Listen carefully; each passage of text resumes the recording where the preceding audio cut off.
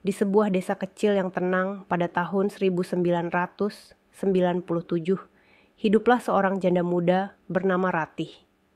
Wanita berusia 27 tahun itu kehilangan suaminya akibat kecelakaan tragis 2 tahun sebelumnya.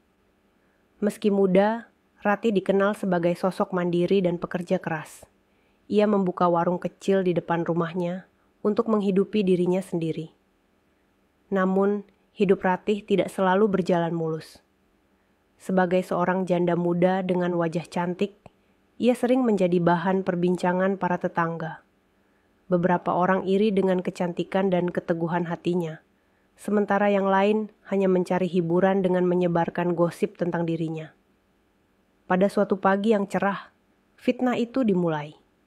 Salah seorang tetangganya, Bu Sari, seorang wanita paruh baya yang dikenal suka mengadu domba, melihat Ratih mengantar makanan ke rumah Pak Surya, seorang kakek berusia 65 tahun yang tinggal seorang diri di ujung desa. Pak Surya sudah lama menjadi langganan setia warung Ratih. Sayangnya, kunjungan Ratih yang tak seberapa itu justru menjadi bahan gosip yang memanas. Aku lihat Ratih keluar dari rumah Pak Surya tadi pagi. Jangan-jangan mereka ada hubungan, bisik Bu Sari kepada beberapa tetangga lainnya di pasar. Kabar itu menyebar seperti api di tengah kemarau. Sebentar saja, hampir seluruh desa berbicara tentang Ratih dan Pak Surya. Berita tersebut sampai ke telinga Pak Lurah. Sebagai pemimpin desa, Pak Lurah merasa perlu bertindak. Ia memanggil Ratih dan Pak Surya untuk meminta klarifikasi. Ratih yang polos hanya bisa menangis mendengar tuduhan tersebut. Demi Allah, Pak Lurah, saya hanya mengantar makanan. Tidak ada apa-apa antara saya dan Pak Surya, ujar Ratih dengan suara bergetar.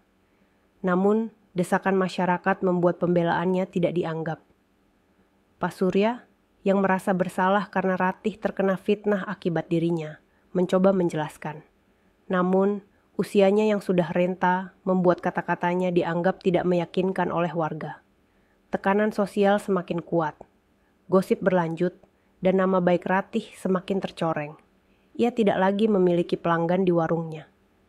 Beberapa ibu-ibu bahkan melarang suami mereka untuk berbicara dengan Ratih. Pada suatu malam, Ratih hanya bisa menangis di kamarnya. Kehidupannya yang tenang kini hancur berantakan. Ia tahu, jika tidak ada langkah tegas, fitnah ini akan terus menghancurkan reputasinya. Dalam diam, ia mulai memikirkan cara untuk membersihkan nama baiknya. Pagi itu, Ratih duduk termenung di depan warungnya yang sepi. Tidak ada seorang pun yang datang membeli dagangannya. Ia tahu bahwa gosip sudah terlalu parah, dan apapun yang ia katakan tidak akan cukup untuk memulihkan nama baiknya. Pikiran untuk meninggalkan desa sempat terlintas. Tetapi ia sadar bahwa hal itu hanya akan memperkuat tuduhan yang diarahkan padanya. Dalam kegundahan itu, Pak Surya datang menghampiri Ratih. Dengan suara yang pelan, ia berkata, "Nak, aku tahu semua ini salahku. Jika ada cara untuk memperbaiki keadaan, aku bersedia melakukannya."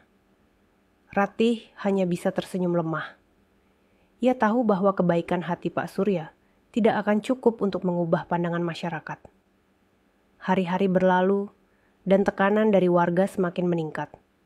Bu Sari bahkan mulai menghasut orang-orang untuk melaporkan Ratih kepada pihak berwenang dengan tuduhan zina. Meskipun tidak ada bukti, Ratih merasa hidupnya berada di ujung tanduk. Di tengah situasi ini, Pak Lurah kembali memanggil Ratih dan Pak Surya ke balai desa. Kali ini, ia memberikan usulan yang mengejutkan. Untuk menghentikan fitnah ini, mungkin kalian berdua perlu menikah. Dengan begitu, tidak akan ada lagi yang meragukan hubungan kalian, ujar Pak Lurah dengan nada serius. Ratih terdiam. Hatinya terasa hancur mendengar usulan tersebut. Menikah dengan Pak Surya berarti menyerahkan masa depannya demi membungkam fitnah. Namun, ia juga tahu bahwa menolak berarti menghadapi lebih banyak tekanan dan kehilangan segalanya. Setelah berpikir panjang, Ratih akhirnya mengangguk pelan. "Jika ini satu-satunya cara untuk membersihkan nama saya bersedia," katanya dengan suara lirih. Keputusan itu mengejutkan seluruh desa. Sebagian orang merasa lega karena masalah ini akhirnya menemukan solusi, sementara yang lain terus berbicara di belakang. Bagi Ratih, ini adalah pengorbanan terbesar yang pernah ia lakukan. Namun, ia berharap bahwa dengan menikah, ia bisa mendapatkan kembali kedamaian yang telah hilang. Hari pernikahan itu tiba. Meski tanpa pesta meriah, acara akad nikah sederhana yang diadakan di rumah Pak Surya menjadi perhatian seluruh desa. Beberapa warga menyaksikan dengan tatapan sinis, sementara yang lain tampak iba kepada Ratih. Meski hatinya penuh luka, Ratih tetap tersenyum di hadapan penghulu. Ia mengucapkan ijab kabul dengan suara tegas, mencoba meyakinkan dirinya bahwa ini adalah keputusan yang benar. Setelah pernikahan, Ratih pindah ke rumah Pak Surya. Rumah itu kecil dan sederhana, tetapi cukup nyaman. Hari-hari pertama setelah pernikahan terasa canggung. Ratih dan Pak Surya mencoba menjalani hidup layaknya suami istri, meskipun hubungan mereka lebih seperti keluarga daripada pasangan. Pak Surya, yang merasa bersalah atas situasi ini, berusaha keras membantu Ratih merasa nyaman. Namun, masyarakat belum sepenuhnya berhenti bergosip. Beberapa warga bahkan mencurigai bahwa pernikahan ini hanyalah sandiwara. Ratih sering mendengar bisikan-bisikan tajam ketika berjalan di pasar. Hatinya terasa perih, tetapi ia terus berusaha tegar. Suatu hari, sebuah insiden kecil terjadi. Bu Sari, yang masih menyimpan iri hati, mencoba memancing keributan dengan menyebarkan gosip baru. Ratih itu pasti hanya memanfaatkan Pak Surya.